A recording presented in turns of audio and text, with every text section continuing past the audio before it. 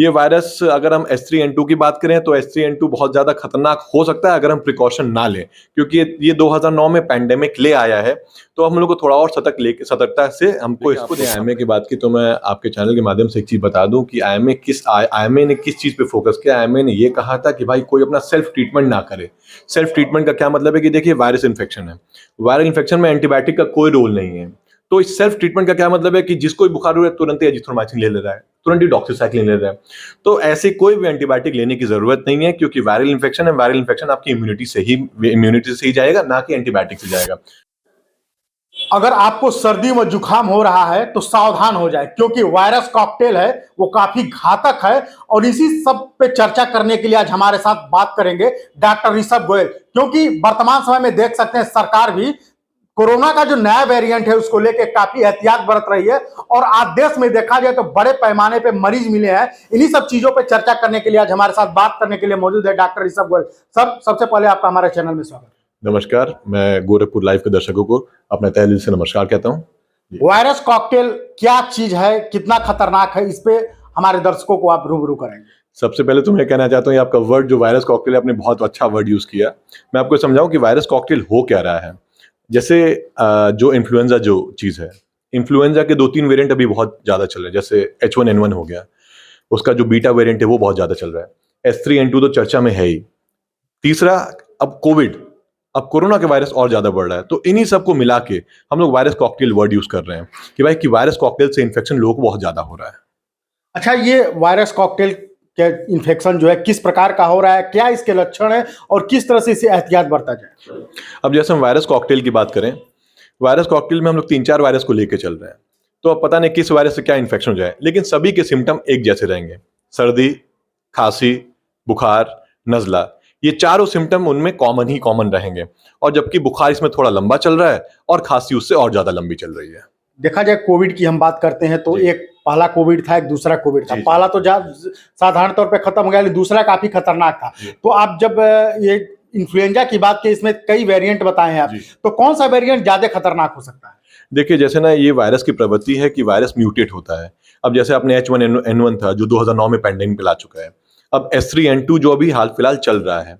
तो इन्फ्लुएंजा की अगर हम बात करें तो 2009 में जैसे पैंडेमिक ले आया है, हमारे पास इसके लिए वैक्सीन भी अवेलेबल है। तो मुझे उम्मीद कम है कि पैंडेमिक ले आएगा H3N2 कि भाई कि हम लोग इससे बहुत ज्यादा डरना चाहिए। अच्छा, देखा जाए तो एहतियात के तौर पे क्या सावधानी बरती जाए? देखिए, जैसे जो भी हम लोग प्रिकॉशन कोविड के समय ले रहे थे कि हम मास्क यूज कर रहे थे, हैंड वॉश कर रहे थे और नाक और मुंह को ज्यादा टच नहीं कर रहे थे, ये सारे एहतियात हम लोग को बरतना चाहिए। क्यों? ये वायरस कुछ कॉमन रूल्स फॉलो करते हैं कि भाई जैसे क्या है कि आप कोई भी चीज टच करके अपने नाक और मुंह में, आपने नाक में लगा लिया, कुछ कर लिया, क्योंकि वही रूट है उनका फैलने का। तो ये सारी चीजें अगर हम अवॉइड करें, मास्क लगाएं, तो इससे हम लोग उससे बहुत आराम से बच सकते हैं। अच्छा, वैक्सीन की आपने बात किया, तमाम तरह की ऐसी वैक्सीन आई हैं सर जो पहले से मौजूद हैं मार्केट में, इन्फ्लुएंजा के दृष्टिकोण से देखा जाए तो कौन सी वैक्सीन किस तर्ज पे लगाई जा सकती है? देखिए, जैसे वैक्सीन, जैसे हम लोग तो इन्फ्लुएंजा की जो वैक्सीन लग रही है, क्वाड्रिवेलेंट वैक्सीन आती है, जिसमें अगर मैं आपको बताऊं तो उसमें पहले से उस वेरिएंट का नाम दिया है। उसमें H1N1 पहले से लिखा है, H3N2 पहले से लिखा है कि उन सब चीज़ों के लिए बचाता है। मैं आप सब लोग से गुजारिश करूंगा कि जो लोग ओल्ड एज हैं, जो बच्चे हैं, वो इन्फ्लुएंजा की वैक्सीन जरूर लगाएं, क्योंकि इस सीजन में वो बहुत ज़्यादा कारगर होगी। तो वैक्सीनेशन हम लोग को मास स्केल पे करना चाहिए कि जिससे कि लोगों को जो फ्लू वाले सिम्टम्स हैं ये नहीं आने चाहिए। अच्छा, जब कोविड की जो वैक्सीन आई थी और इस वैक्सीन में कितना अंतर है, ये अलग है किस प्रकार से? देखिए, जैसे ये अलग चीज को, मतलब आप समझिए ये इन्फ्लुएंजा जो अलग वायरस है उसको आपका जो वैक्सीन है ये उसको कवर करेगी। कोविड की वैक्सीन आपकी कोरोना वायरस कवर करती है। तो अलग अलग वायरस के लिए आपकी अलग अलग वैक्सीन आ रही है। खतरनाक हो सकता है ये वायरस अगर हम H3N2 की बात करें तो H3N2 बहुत ज्यादा खतरनाक हो सकता है अगर हम प्रिकॉशन ना लें, क्योंकि ये 2009 में पैंडेमिक ले आया है। तो हम लोग को थोड़ा और सतर्कता से हमको इसको देखना पड़ेगा। अच्छा, देखा जाए तो अभी आपने कोविड की बात की और इन्फ्लुएंजा वायरस की बात की, IMA भी इस पे काफी सतर्क है। तो कहीं न कहीं देखा जाए सरकार इस पे जो तैयारी करे, हाई लेवल मीटिंग भी बैठाई है, तो कहीं न कहीं ये लगता है कि आने वाले समय में अगर इस पे एहतियात नहीं बरता जाए ज्यादा खतरनाक हो सकता है। देखिए, आपने IMA की बात की तो मैं आपके चैनल के माध्यम से एक चीज बता दूं कि IMA ने किस चीज पे फोकस किया। IMA ने ये कहा था कि भाई कोई अपना सेल्फ ट्रीटमेंट ना करे। सेल्फ ट्रीटमेंट का क्या मतलब है कि देखिए वायरस इन्फेक्शन है, वायरल इन्फेक्शन में एंटीबायोटिक का कोई रोल नहीं है। तो इस सेल्फ ट्रीटमेंट का क्या मतलब है कि जिसको भी बुखार हो रहा है तुरंत ही एजिथ्रोमाइसिन ले ले रहा है, तुरंत ही डॉक्सीसाइक्लिन ले रहा है।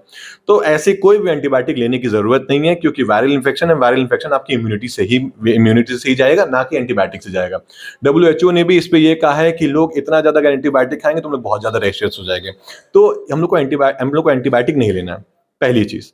दूसरी चीज जो आपको जो दूसरा सवाल था कि सरकार की बैठकें चल रही हैं, जैसे कोविड के केस बढ़ रहे हैं तो सरकार पहले से ही एहतियात बरत रही है कि हम लोग उस लेवल पे ना आ जाए जिस लेवल पे हम लोग पुराने थे, क्योंकि बहुत ही ज्यादा हाहाकार मचा था। तो इसलिए सरकार अपनी तरफ से एहतियात बहुत बरत रही है। अच्छा, वैक्सीन की बात तो की जा रही है, लेकिन वैक्सीन लगने के बाद तमाम सवाल उठे थे, तमाम ऐसे रूमर भी फैले थे, जिसको सरकार ने भी कहा कि हमने किसी पे दबाव नहीं दिया। तो वैक्सीन कितना कारगर और कितना सफल और कितना लाभकारी है?